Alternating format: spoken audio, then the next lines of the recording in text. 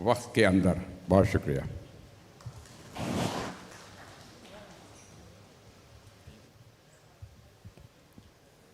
ہماری اگلی کتاب جس کی رونمائی ہوگی اس کا نام ہے اور پھر یوں ہوا، جس کی نظامت کر رہے ہیں انجم رضوی صاحب. انجم رضوی صاحب سے گزارش ہے کہ وہ جلدی اسٹیج پہ آ جائیں.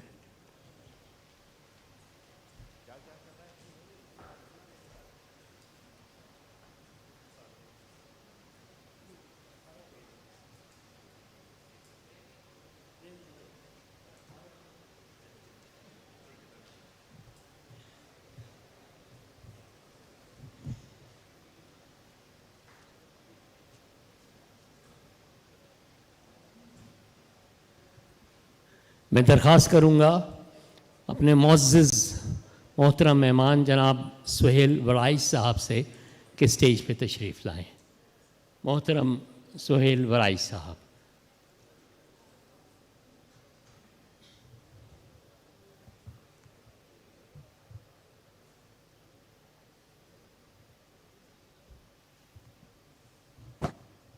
صاحب کتاب محترم مظہر عباس صاحب سے بھی درخواست ہے کہ اسٹیج پہ تشریف لائیے.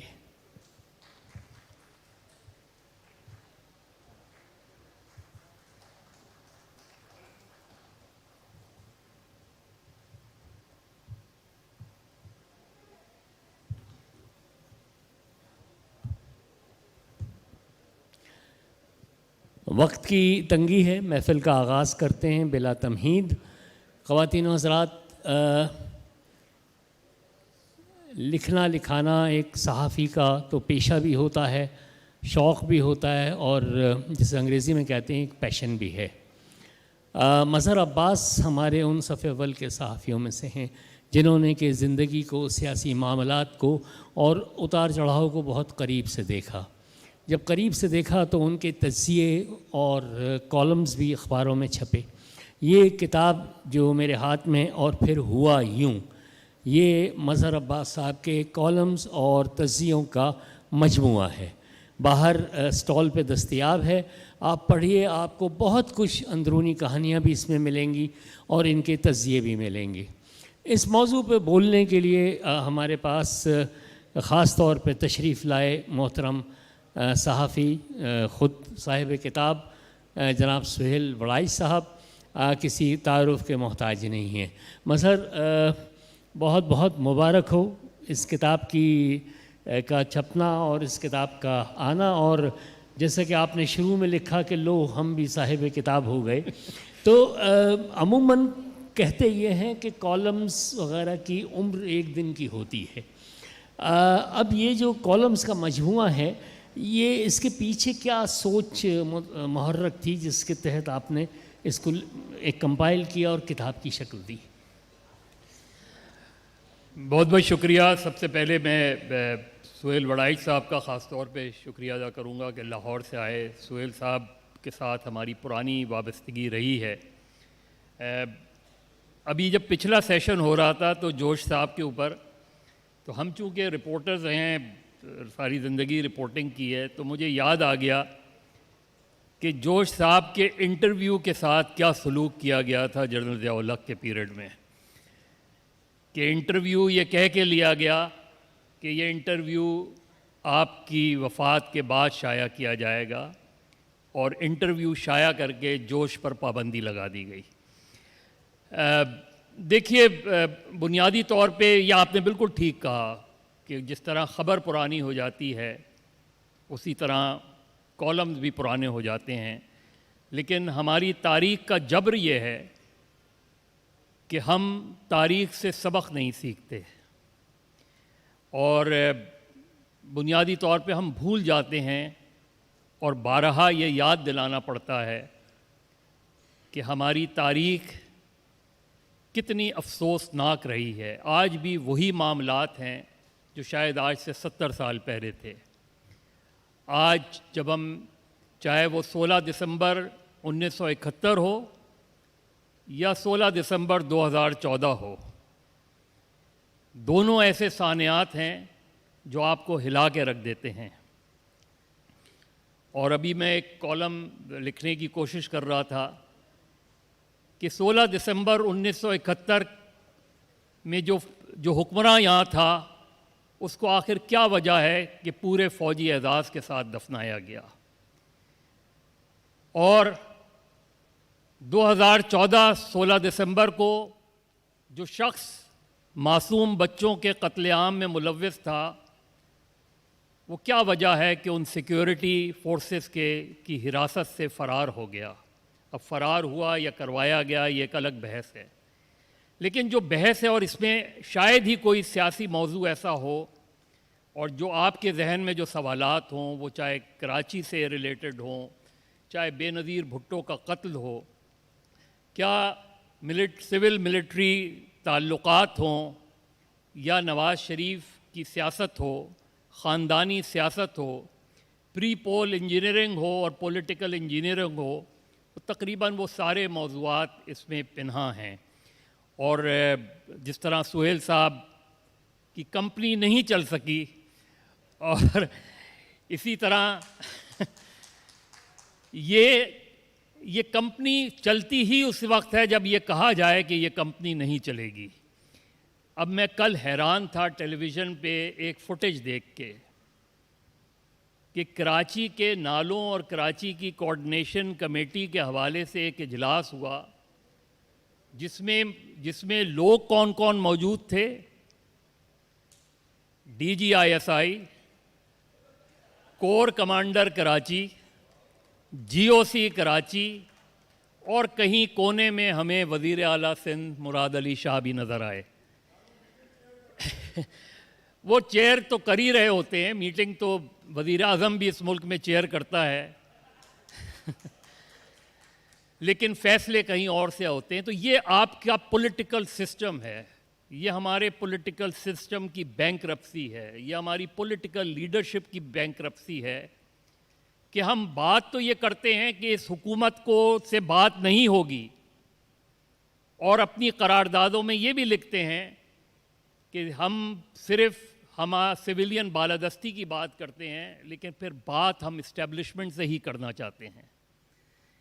اور یہی بنیادی سوال ہے، اور اس سوال کے جوابات ہم تلاش کرتے رہیں گے۔ لیکن اکثر ہمارے جو کالم نویس ہیں، اینکرز ہیں، بہت سے لوگ جمہوریت کو بہت برا بھلا کہتے ہیں۔ آج بھی آپ ایک صاحب کا کالم پڑھیں تو آپ کو اندازہ ہوگا کہ انہوں نے جمہوریت کو کیا گالیاں دی ہیں۔ ان سے ایک مرتبہ میری بحث ہوئی، میں نے کہا جمہوریت کی خوبصورتی یہ ہے کہ جمہوریت میں بھی اسے برا کہا جاتا ہے اور آمریت میں بھی جمہوریت کو ہی برا کہا جاتا ہے، اور یہی سب سے زیادہ خوبصورتی ہے کہ آپ جو کالم آج لکھ رہے ہیں ویسا کالم آپ آمریت کے دور میں صرف جمہوریت کے خلاف لکھ سکتے ہیں، آمریت کے خلاف نہیں لکھ سکتے۔ تو ہماری اس کتاب کا بنیادی مقصد یہ ہے۔ سہیل صاحب کے انٹرویوز میں ہمیشہ سے وہ جب لکھتے تھے، مجھے آج بھی یاد ہے، غالباً انہوں نے جنرل چشتی کا ایک انٹرویو کیا تھا جس میں انہوں نے پہلی مرتبہ یہ کہا تھا کہ چودھری ظہور الہی کے مرڈر میں ذوالفقار علی بھٹو ملوث نہیں تھا، اور اگر آپ کریتے جائیں تو آپ کو پتہ چلے گا۔ ایک بڑا مزے کا واقعہ سنا کے میں سہیل صاحب کی طرف رجوع کروں گا۔ میں اور سہیل صاحب ایک ڈیلیگیشن کے ساتھ جا رہے تھے، یہ غالباً جام صادق علی کا دور تھا، تو باقی ڈیلیگیشن چلا گیا، مجھے امیگریشن والوں نے روک لیا کہ جی آپ کا نام ای سی ایل پر ہے۔ اچھا، میں سمجھ گیا کہ وہ ان کے کیا مراد ہے۔ میں نے کہا جس مظہر کی آپ بات کر رہے ہیں وہ ملک سے باہر ہیں، وہ پیر مظہر کے نام ای سی ایل پہ تھا اور انہوں نے مجھے روک لیا تھا۔ تو یہاں جن کے نام ای سی ایل پر ہوتے ہیں وہ عام طور پہ ملک سے باہر ہوتے ہیں۔ تو یہ کتاب بنیادی طور پہ، اور یہ کالمز کیونکہ ہم لکھتے رہتے ہیں، لیکن اگر آپ اسے پڑھیں تو کہیں نہ، جیسے ایم کیو ایم کے اوپر ایک کالم میں نے لکھا، ایک تھی ایم کیو ایم، اور اس کی بنیادی وجہ یہ تھی کہ میں نے 16 اگست کے بعد مجھے اندازہ ہو گیا تھا کہ اب ایم کیو ایم کی واپسی نہیں ہے۔ اب آج اس بات کو کوئی 4 سال ہو گئے ہیں۔ پارٹیز تو اپنی جگہ موجود رہتی ہیں، نہ آج پیپلز پارٹی ویسی ہے، نہ آج ایم کیو ایم ویسی ہے، نہ آج مسلم لیگ نون ایسی ہے. اور یہی ہماری سیاست کا المیہ ہے کہ اس ملک میں ایک ہی جماعت شروع سے برسر اقتدار رہی ہے، چاہے اقتدار اس کا ہو یا نہ ہو. کیا کہنے. گفتگو آگے بڑھے گی تو اور مزید آپ سے بات کریں گے. سہیل وڑائی صاحب، آپ خود بھی صاحب کتابیں، اور ابھی مظہر نے اشارہ بھی کر دیا کسی ایک کمپنی کو چلانے کا یا نہ چلانے کا آپ نے کچھ اندیا بھی ظاہر کیا، جس کی غالباً کچھ پرائز بھی پے کرتے رہے آپ، خاصا کچھ ہوا، کنٹروورسی بھی ہوئی. مظہر کی یہ پہلی کتاب ہے، اس کے متعلق آپ کیا کہیں گے؟ بہت شکریہ جی. اصل میں پہلے تو کالم کے رتبے کا تعین کرنا ہوگا کہ آج کے زمانے میں کالم کیا ہے. کسی زمانے میں جس طرح سے فیض کی نظم یا جوش کی نظم یا غزل وہ کسی انقلاب کا پیغام دیتی تھی، اس کے اندر کچھ کہا جاتا تھا، اسی طرح آج نہ ادبی میگزین ہے، نہ ریڈیو ہے، نہ اس طرح کی چیز ہے. آج وہی اپنا سیاسی میسیج، وہی اپنا تجزیہ جو ہے وہ کالموں کے ذریعے آتا ہے. یہ تو بڑی مشہور بات ہے کہ journalism is the rough draft of history اور the first draft of history. اور جو لٹریچر ہے وہ کہتے ہیں کہ it is sense of the time, کہ کسی نے اگر شیکسپیئر کو پڑھنا ہے تو اس نے ایلزبیتھین پیریڈ، جو ملکہ الزبتھ اول کا ٹائم تھا، اس زمانے کی سینسیبلٹی کو جان سکتا ہے. تو اسی طرح آج کا جو کالم ہے وہ آج کے دور کی سینسیبلٹی کو اور آج کے دور کے عکس کو پہچانتا ہے. یہ لٹریچر کا اور ہسٹری کا پہلا ڈرافٹ ہے جس کو کالم کہتے ہیں. آج کل یہی افسانہ ہے، یہی نظم ہے، یہی غزل ہے، یہی لٹریچر ہے، یہی پہلی ہسٹری ہے. اب آ جاتے ہیں کہ کالم لکھنے والے کون ہیں. اب مظہر عباس صاحب میرے ساتھ بیٹھے ہیں. سچ یہ ہے کہ ہمارے ہاں صحافت میں بھی بہت زیادہ تاریخ کو جاننے والے نہیں ہیں، جو پولیٹیکل ہسٹری کو جاننے والے کم ہیں. اب میں مظہر عباس صاحب کا ایک کالم پڑھ رہا تھا کہ اس میں انہوں نے ایک جنرل سے اپنی گفتگو کی کہانی لکھی ہے. اب بظاہر اگر یہ کالم نہ ہوتا تو یہ ایک فرنٹ پیج بینر ہیڈ یہ سٹوری ہوتی جو انہوں نے بیان کی ہے. لیکن انہوں نے بڑے مزے لے کے اس کو ٹون ڈاؤن کر کے ایسے بیان کیا کہ اپنا سارا سچ بھی بیان کر دیا اور اس کے اندر حساسیت بھی نکال لی، اور چنانچہ وہ چھپ گیا. اگر شاید وہ نیوز سٹوری کی شکل میں ہوتا تو وہ چھپ ہی نہ سکتا، جتنی سینسٹیو انفارمیشن اس کے اندر تھی.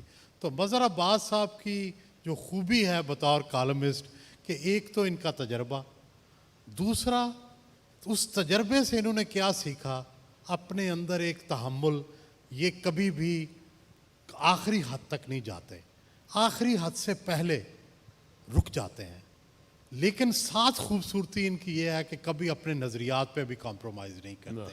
اپنے نظریات پر کمپرومائز نہ کرنا اور انتہا کو نہ چھونا، یہ وہ دو خوبیاں ہیں جو مجھے مظہر عباس کی تحریروں میں، ان کی گفتگو میں اور ان کی شخصیت میں نظر آتی ہیں. اور ہمارے ہاں بہت کم کالمسٹ ہیں جن کو یہ پتہ ہے کہ سیاست کو ڈسکس کیسے کرنا ہے، سیاست کا تجزیہ کیسے کرنا ہے اور اپنے کالم کو کنکلوڈ کیسے کرنا ہے. میں مظہر عباس صاحب کے کالموں کو پڑھ کے، ان کے تجزیے کو سن کے میں تو سیکھتا ہوں. سچی بات ہے کہ کس طرح سے آپ کے پاس انفارمیشن بھی ہے، آپ کے پاس اس کی ایکسٹریم بھی ہے، لیکن آپ اس پہ جائیں گے نہیں، آپ اس کو درمیان میں چھوڑ دیں گے تاکہ لوگ خود اپنا تجزیہ کریں. تو مظہر عباس صاحب سچائی سے اپنے موقف پہ بھی قائم ہیں. میں نے ان کے کالموں میں دیکھا کہ مثلا جنرل ضیاء کے بارے میں، اس کے زمانے میں جس طرح سے فرقہ وارانہ، کس طرح سے لسانی جو کشیدگی تھی اس کو ہوا دی گئی، ان کا بار بار حوالہ دیتے ہیں. لیکن کبھی بھی اس ایکسٹریم پہ نہیں جائیں گے کہ کسی کو کافر قرار دے دیں کسی کو غدار قرار دے دیں, کسی پہ تانے زنی کر دیں. نہیں, ہر ایک حقائق کو ان کی جگہ پر رکھ کر اپنا موقف پیش کرنا, یہ مظہر عباس کا خاصہ ہے جو کالموں میں بہت کم نظر آتا ہے. مظہر عباس صاحب, آپ کے کالمز میں جیسے بڑائی صاحب نے کہا کہ ایک حد تک چاہتے ہیں, اس کے بعد اس لمٹ کو کراس نہیں کرتے, باقی بہت سارا کنکلوژن اب اپنے قاری پہ بھی چھوڑ دیتے ہیں. ایک کالم آپ کا پڑھ رہا تھا جس میں کہ پری الیکشن تھا, جس میں کہ یہ ہو رہا تھا کہ مختلف سیاسی جماعتیں کس کی کیا پوزیشن ہے. اس وقت جب کہ لوگوں کا یہ خیال بھی نہیں تھا کہ پی ٹی آئی جو ہے وہ آ جائے گی, آپ نے ایک کالم لکھا اور اس میں آپ نے بہت شاندار طریقے سے کنکلوڈ کیا وتھ فگرز, سچویشن کے ساتھ اور سیاسی. اب یہ کیا اندر کی خبریں آپ کو ملتی رہتی ہیں یا ذہن تجزیاتی ہے تو چلتا رہتا ہے, کیا ہوتا ہے؟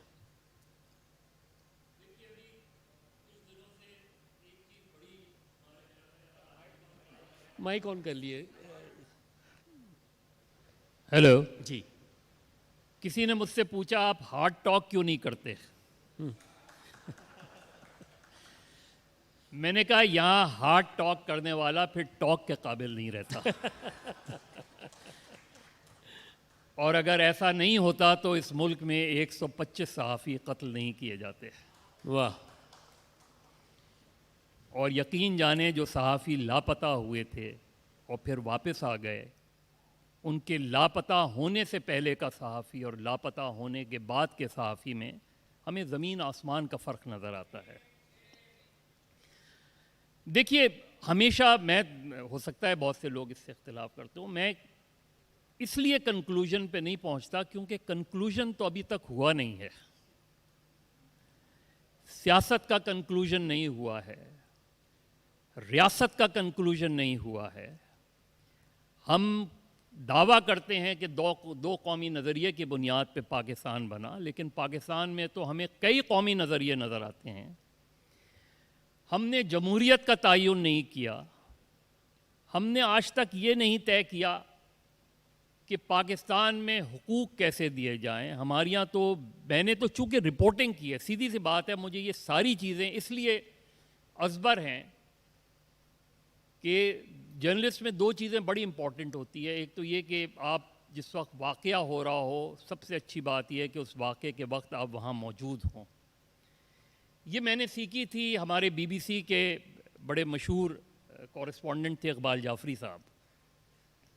چاہے وہ سیکٹیرین رائٹس ہو رہے ہوں, چاہے ایتھنک رائٹس ہو رہے ہوں, ہزاروں لاشیں میں نے اپنے سامنے دیکھی ہیں گرے ہوئے. ایک مرتبہ 87 کی بات تھی, ایمپریس مارکیٹ پہ بم بلاسٹ ہوا تھا جس میں کوئی 200 کے قریب لوگ مارے گئے تھے. میں جب ہاسپٹل پہنچا تو ایسا لگا جیسے ایمرجنسی میں نیچے پانی بھر گیا ہو, اور نیچے دیکھا تو خون تھا. آپ علی گڑھ قصبہ کالونی میں جس طرح زندہ لوگ جلا دیے گئے, 12 مئی کو جو کچھ ہوا, 12 اکتوبر کو جو کچھ ہوا, یہ واقعات اس میں درج ہیں. اور مجھے یقین ہے کہ 12 مئی کا فیصلہ کبھی نہیں ہوگا, اس لیے کہ 12 مئی کرانے والے کوئی اور تھے, کرنے والے کوئی اور تھے. 12 اکتوبر کی اسٹوری آپ کو کبھی بھی نہیں پتہ چل سکے گی. آپ کو کبھی نہیں پتہ چل سکے گا کہ 71 میں کیا ہوا تھا, چونکہ اس وقت سب اچھا, آج بی بی سی جو ہے وہ سب سے زیادہ بی بی سی کے گن گائے جا رہے ہیں, اور پاکستان اور 16 دسمبر کی خبر بھی سب سے پہلے بی بی سی سے آئی تھی. اور بریگیڈیئر اے آر صدیقی آج بھی زندہ ہیں ماشاءاللہ, 96 ایئرز اولڈ ہیں. اچھا سوری, سوری. انہوں نے ایک مرتبہ مجھے بتایا کہ جو 16 دسمبر کی, کیونکہ اس وقت وہ آئی ایس پی آر کے اسپوکس مین تھے, اور نیکسٹ ڈے شاید فرنٹ پیج پہ میرا خیال ہے 2 کالم کی خبر تھی. دیکھیے پاکستان میں سیاست کیا ہوتی ہے. 2008 ایک فرنٹ پیج پہ, جنگ کے فرنٹ پیج پہ چھوٹی سی خبر آئی کہ فوج انتخابات میں غیر جانبدار رہے گی, اور جنرل مشرف نے کنسیڈ کر دیا کہ وہ اب الیکشن نہیں جیت سکتے. یہ بیرومیٹر ہے پاکستان میں ڈیموکریٹک کلچر کا. تو یہ جو چیزیں ہیں، جب آپ اس میں ایک کالم نواز شریف کی رخصتی پر ہے جی، اور اس وقت مجھے اندازہ ہو گیا تھا کہ کم ووٹ میں نواز شریف کی اب واپسی نہیں ہونی. ان کا بیانیہ رہے، ان کا بیانیہ مضبوط ہو سکتا ہے، مسلم لیگ نون مضبوط ہو سکتی ہے، لیکن نواز شریف پریکٹیکل پالیٹکس میں، الیکٹورل پالیٹکس میں اب مجھے کم سے کم ان کی واپسی نہیں نظر آتی. لیکن یہ بھی کمال ہے مسلم لیگ کا کہ 2.5 سال بعد تمام تر کوششوں کے باوجود مسلم لیگ نون کا ووٹ بینک انٹیکٹ ہے. اور 2016 اور 2018 کے درمیان اگر آپ ڈیولپمنٹ دیکھیں تو کون سی جماعت تھی جس نے کراچی میں ایم کیو ایم کا ووٹ کاٹا اور پنجاب میں مسلم لیگ نون کا؟ اس فیکٹر پر غور کرنے کی ضرورت ہے کہ all of a sudden Tehreek Labbaik emerge ہوتی ہے اور 2018 میں 22 لاکھ ووٹ لیتے ہیں. اور یہ ایسا فنومینا نہیں ہے جس کو ہم رولڈ آؤٹ کر دیں. اور اس کے بعد پھر ان کے ساتھ کیا ہوتا ہے؟ ان کے ساتھ وہی ہوتا ہے جو حافظ سعید کے ساتھ ہو رہا ہے. تو آپ ہماری پولیٹیکل انسرٹینٹی اتنی ہے، اتنی غیر یقینی صورتحال رہتی ہے ہمارے یہاں کہ ہمارے یہاں میڈیا میں اس وقت سہیل صاحب اور ہم دیکھتے رہتے ہیں کہ میڈیا کے جو چیلنجز ہیں وہ سب سے سیریس ہیں. کیونکہ ایک مرتبہ رسول بخش پلیجو نے مجھ سے کہا تھا کہ آپ رائے دیتے ہیں، لوگ اوپینین بنا لیتے ہیں. تو اس چیز کو 2007 میں اس وقت کی اسٹیبلشمنٹ نے کہا کہ میڈیا بہت زیادہ آزاد ہو رہا ہے اور جوڈیشری بہت زیادہ انڈیپینڈنٹ ہو رہی ہے، لہذا دونوں کو کہیں نہ کہیں کنٹرول کیا جائے. تو میڈیا کو کنٹرول کرنے کی دوسری پالیسی بنائی گئی اور جوڈیشری کو کنٹرول کرنے کی دوسری پالیسی بنائی گئی.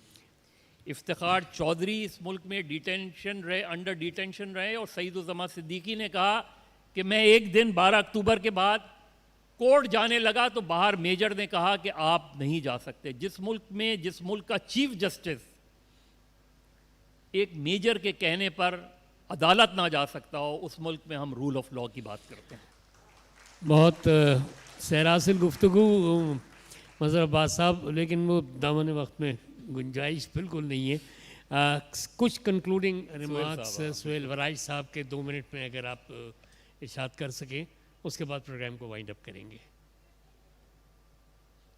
مائک آن کر لیجیے. اس وقت ضروری ہے کہ کہا جاتا ہے کہ اب سیاست جو ہے وہ گلیوں میدانوں میں ہوگی یا اخبارات کے صفحات پر ہوگی.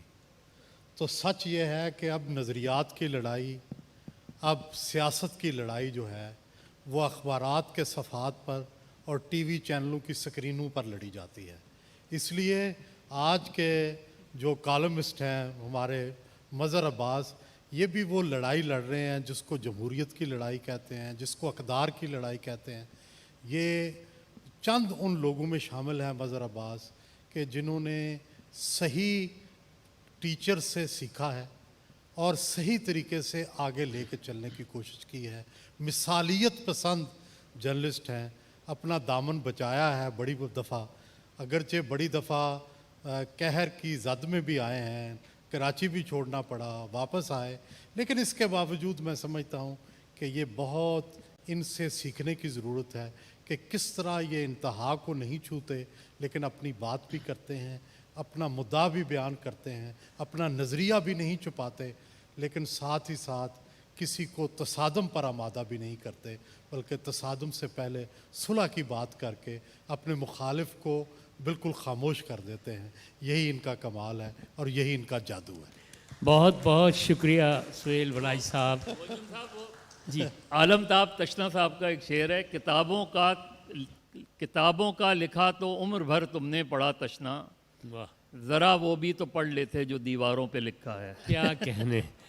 ہم توقع کرتے ہیں کہ انشاءاللہ مظہر عباس کی نئی کتاب جلد از جلد آئے گی، کیونکہ آپ نے اس میں وعدہ کیا ہے اپنے پیشکش میں، جب آپ نے لکھا ہے تو آپ نے کہا ایک اور کتاب لے کے آ رہا ہوں. بے چینی سے انتظار رہے گا خواتین حضرات. اور پھر یوں ہوا، یہ مظہر عباس صاحب کے کالموں کا اور تجزیوں کا ایک مجموعہ ہے، باہر سٹالز پہ دستیاب ہے، اس سے پڑھیے اور یہ دیکھیے کہ ملکی سیاست میں کیا کیا ہو رہا ہے اور تجزیہ کس طرح سے کیا جا رہا ہے اور کتنا خوبصورت کیا جا رہا ہے، تاکہ ہماری سوچ کے دھارے ایک مثبت سمت کی طرف چلیں. آپ تمام حضرات کی آمد کا بہت بہت شکریہ. وراج صاحب بہت شکریہ. مظہر عباس صاحب بہت بہت شکریہ آپ کا. خدا حافظ.